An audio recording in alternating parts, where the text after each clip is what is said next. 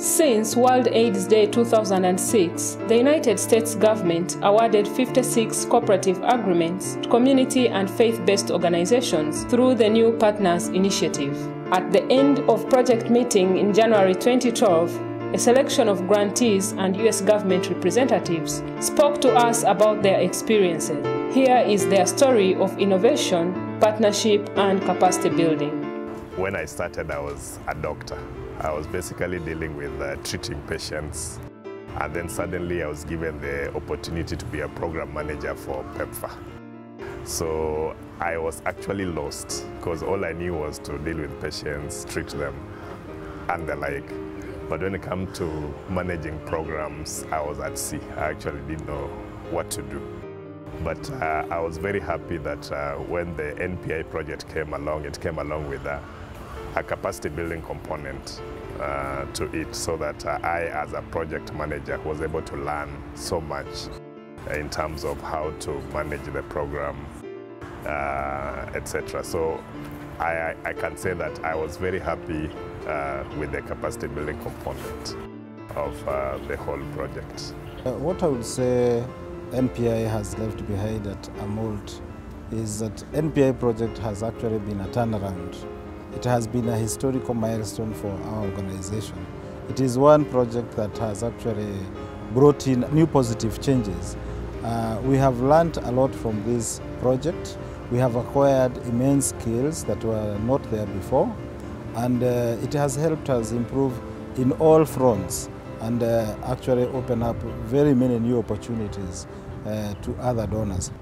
The many lessons that we learned is that learning new things never stops. About development and about being open with our sub-partners and also learning from them. We do not claim to know it all. There are things we learn from them, and there were many things they learned from us. What the NPI project and funding allowed us to do was to expand the programs enormously. Of course, along with it came a whole lot of government requirements and superstructure which we were not used to and had to learn to negotiate. It was a tough learning experience until we finally hit the right level of comprehension, and it enabled us to do a whole lot more than we could have done. My role at USAID is one of, I guess, support for the partners, trying to make sure that they have what they need to move forward with their grants, and working with the TA providers to some extent as well to make sure that they're doing what needs to be done with the partners. They were great learning experiences for me. They got me to know the people involved in the organizations and understand a lot more about the organizations than I would have otherwise. These lessons and experiences enhanced grantee capacities to tap into existing networks, create new partnerships, and strengthen technical linkages. The things that helps us at the NPI to reach our objective. The project was very comprehensive, not just allocating the resources, but the package that came with it. There was part of resource allocation, there was part of capacity building, and there was part of coordination, which we think without that comprehensive approach, the partners could not have reached that level because they would not be able maybe to have the right skills, the right knowledge. They did not have the know-how on how to go about the project, interacting with other partners, but the comprehensive approach brought about a comprehensive package for our sub-grantees. In our strategy, we wanted to create very strong linkages at the local levels. That is between the 15 partner organizations and line ministries. Those are the Ministries of Health, Ministry of Education, and other national bodies responding to HIV and AIDS. So that has been very successful. As we are talking, all the 15 partners have very strong links with the Ministry of Education because of the ECD component. They have very strong links with the Ministry of Public Health. So they are rolling out a regular medical camp for the OVC in the ECD centers and the caregivers. So I think for us that's a very good legacy because these organizations that were not working in partnership very closely with line ministries. And so at the local level, we can at least say that those partnerships will be sustained with the government ministries. And for us, that's a success. With the experience from NPI support, we've started aligning our programs with the government policies. We've had to build more partnership with the Minister of Health, and we've also involved the relevant Department of Minister of Health in our own planning. We are now more proactive in participating in government programs, trying to articulate what we are able to do better, but also trying to take our experience from NPA support to strengthening government plans.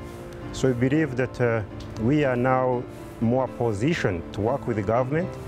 We are more positioned to contribute to national plans. For us to transition, we had to hold discussions with the government. We got the guidance and adopted the national guidelines on how to work with most at-risk populations. That led to NOPE becoming part of the national technical working groups, contributing to the determination of how to work with MAPS in Kenya. And that's something that we are proud of. But we've also engaged with the government at the various devolved levels, including a district health management teams that have contributed to the way our programs are designed, to the extent that they've contributed to our programs through medical commodities that initially we were to procure with project funds. We established the hospice partners who are based mainly in the US and the Western countries, but they work in collaboration with ELCT hospitals which are implementing palliative care.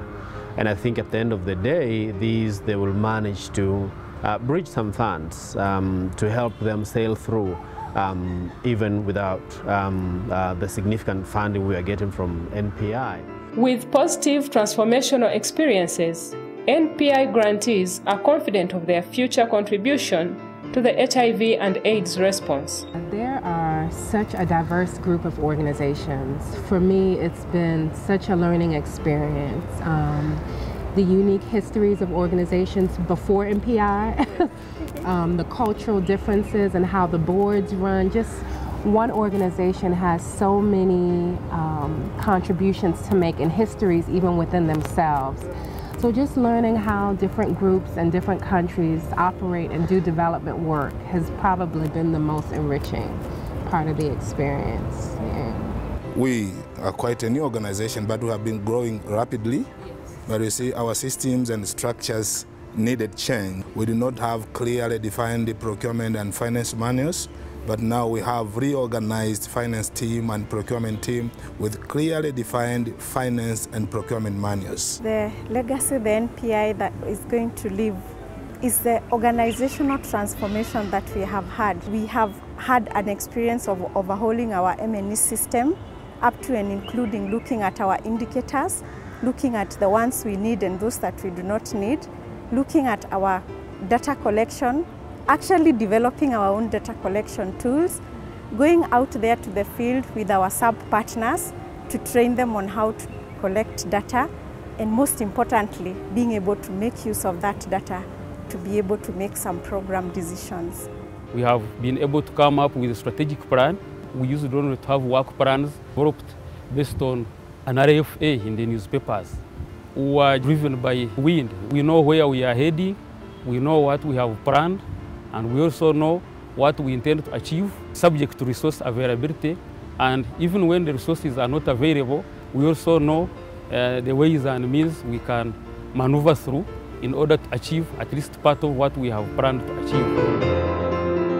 This is my NPI, celebrating success and looking to the future.